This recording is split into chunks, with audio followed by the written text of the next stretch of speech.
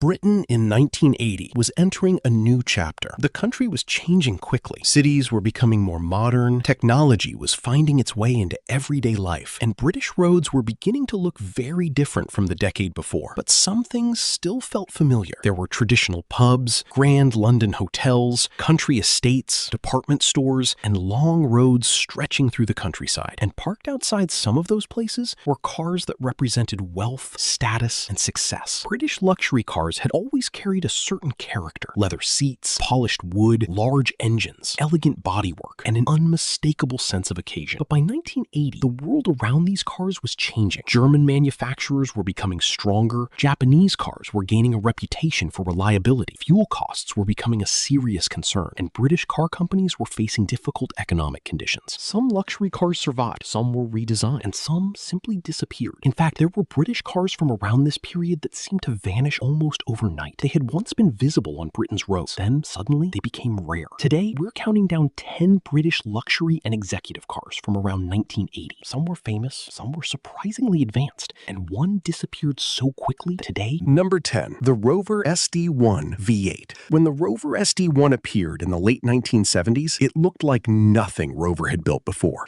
Instead of the traditional upright executive car shape, it had a long bonnet, sharp nose, large windows, and a dramatic hatchback body. It looked modern. And by 1980, the V8 version was one of the most interesting choices in the Rover range. Under the bonnet was the familiar 3.5-liter V8. It provided strong performance, while the large cabin offered plenty of space for passengers. The hatchback design also made the car surprisingly practical. For business users, families, and enthusiastic drivers, the SD1 offered something unusual. It could be comfortable during a long journey, but still feel exciting when the road opened up. The car also developed a strong connection with motorsport. That gave the SD1 a reputation that went beyond ordinary executive transport. It wasn't perfect. Build quality could be inconsistent, and reliability was sometimes a concern.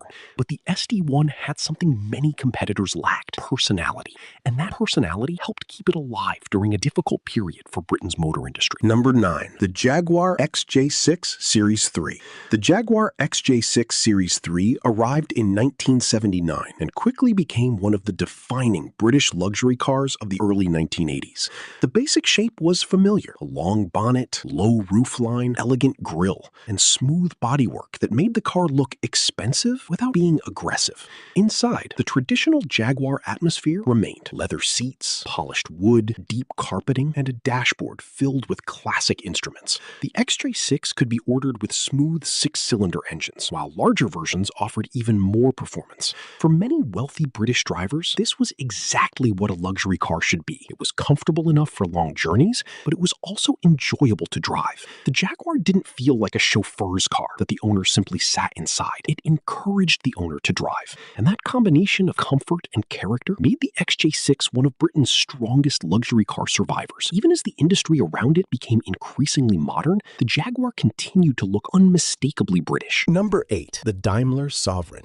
Daimler had been associated with British prestige for generations. By 1980, the Daimler Sovereign was closely related to Jaguar's XJ range, but it carried a different personality. The distinctive Daimler grille immediately separated it from the standard Jaguar grille. The styling was formal, the cabin was quiet, and the interior featured the traditional combination of leather, wood, and carpeting. For buyers who wanted luxury without choosing a Rolls-Royce, the Daimler offered an interesting alternative. It had the engineering of a Jaguar, but the appearance and heritage of an older British luxury marque. That was particularly attractive to buyers who appreciated tradition. A Daimler could sit outside a London hotel, country estate, or private club and look completely natural. But there was a problem. The British luxury market was becoming increasingly competitive. Mercedes-Benz and BMW were becoming more desirable. Japanese manufacturers were gaining attention, and buyers were beginning to expect better. Number 7. The Bentley Mulsanne. The Bentley Mulsanne arrived in 1980 and represented a new chapter for Bentley. It was large, it was imposing, and it had the unmistakable appearance of a traditional British luxury automobile. Underneath was a large V8 engine designed around effortless power rather than aggressive performance. But the real magic happened inside. Leather covered the seats, wood surrounded the cabin, thick carpeting softened the floor, and the entire interior was designed to make the outside world feel distant. The Mulsanne was not about racing from one place to another. It was about arriving comfortably. For wealthy owners, that was the attraction. A difficult journey could become almost relaxing. Traffic could be frustrating. The weather could be miserable. But inside a Bentley, those problems seemed far away. The Mulsanne also helped Bentley strengthen its position as a luxury brand at a time when the company was trying to move forward without losing its traditional identity. It was expensive. It was exclusive. And for the people who could afford one, it represented a very particular idea of British success. Number 6. The Rolls-Royce Silver Spirit. In 1980, Rolls-Royce introduced the Silver Spirit. It was a major change for the company. The previous Silver Shadow had already established itself as one of the world's most recognizable luxury cars, but the Silver Spirit looked cleaner and more modern. The famous Rolls-Royce grille remained. So did the long body and imposing presence. Inside, however, the traditional formula was still there. Fine leather, beautiful wood, deep carpeting, and a cabin designed around silence and comfort. The engine was a large V8, but Rolls-Royce wasn't interested in making the car feel dramatic. The goal was effortless movement. The driver pressed the accelerator, and the car simply gathered speed. For wealthy buyers, owning a Silver Spirit was about more than transportation. It was a statement. A Rolls-Royce parked outside a home or hotel immediately communicated success. It didn't need advertising. The badge did all the talking.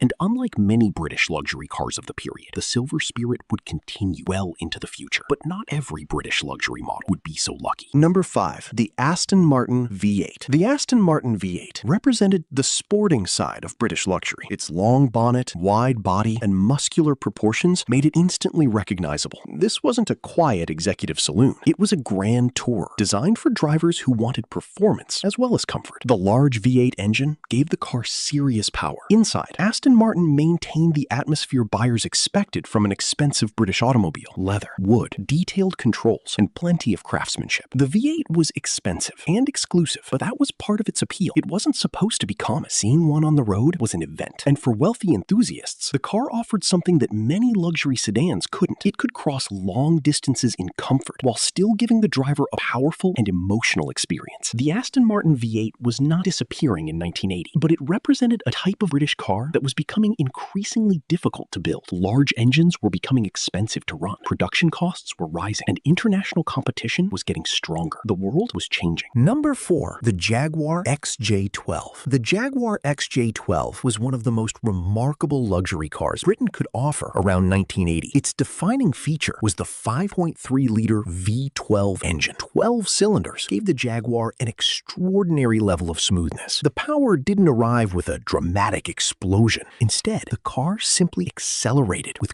quiet authority. The cabin was equally impressive. Leather, wood, carpeting, comfortable seats, and enough space to make long-distance travel feel effortless. The XJ12 could compete with some of the most expensive luxury cars in the world, yet it still looked unmistakably British. That was its greatest strength. The car was elegant rather than aggressive, fast without looking like a sports car, and luxurious without becoming completely formal. But there was another side. The V12 was complicated. Fuel consumption could be heavy. Maintenance could be expensive. For wealthy owners, that wasn't necessarily a problem, but for the wider market, it made cars like the XJ12 increasingly difficult to justify. The Jaguar had everything a luxury buyer could want, except simplicity. And in the changing world of 1980, simplicity was becoming more valuable. Number 3. The Rolls-Royce Corniche. The Rolls-Royce Corniche represented perhaps the most glamorous side of British luxury.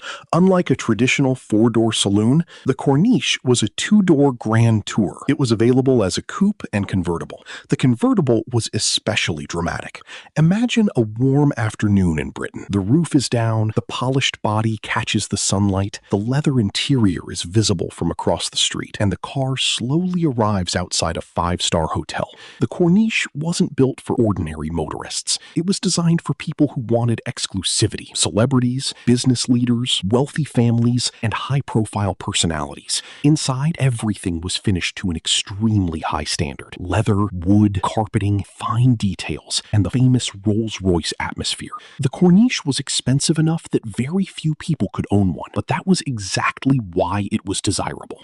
It represented access to a world that most people could only see from a distance. Unlike some other British luxury cars, the Corniche would survive, but many cars from the same era were already beginning to disappear. Number 2, the Triumph 2.5 Pi.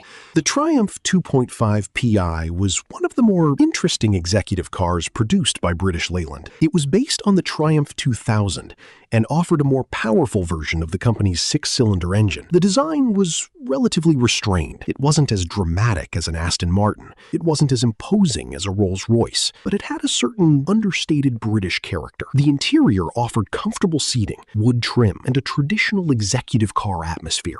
And the fuel injection system gave the car stronger performance than many ordinary family saloons. For drivers who wanted something faster without stepping into the world of expensive luxury cars, the 2.5 Pi was appealing. It could cruise comfortably, it could carry passengers, and it could move surprisingly quickly. But reliability was one of its weaknesses. The fuel injection system could be troublesome, electrical problems were not unusual, and British Leyland's wider reputation for inconsistent build quality didn't help. The car had genuine strengths, but in a market increasingly obsessed with reliability, those weaknesses mattered. The Triumph 2.5 Pi would gradually become a rare sight. Number 1. The Vanden Plas Princess 4-liter R. The Vanden Plas Princess 4-liter R was one of the most unusual British luxury cars of its time. It was introduced in the 1960s, but its story perfectly explains the kind of British luxury car that was disappearing by 1980. At first glance, it looked like a traditional formal saloon. Upright bodywork, large windows, chrome details, and a serious-looking grille. Inside, however, it offered the sort of craftsmanship normally associated with far more expensive cars. Leather seats, polished wood, deep carpeting, and a quiet cabin designed around comfort. But there was something particularly interesting underneath. The Princess 4-liter R used a Rolls-Royce-derived 4.0-liter straight-six engine.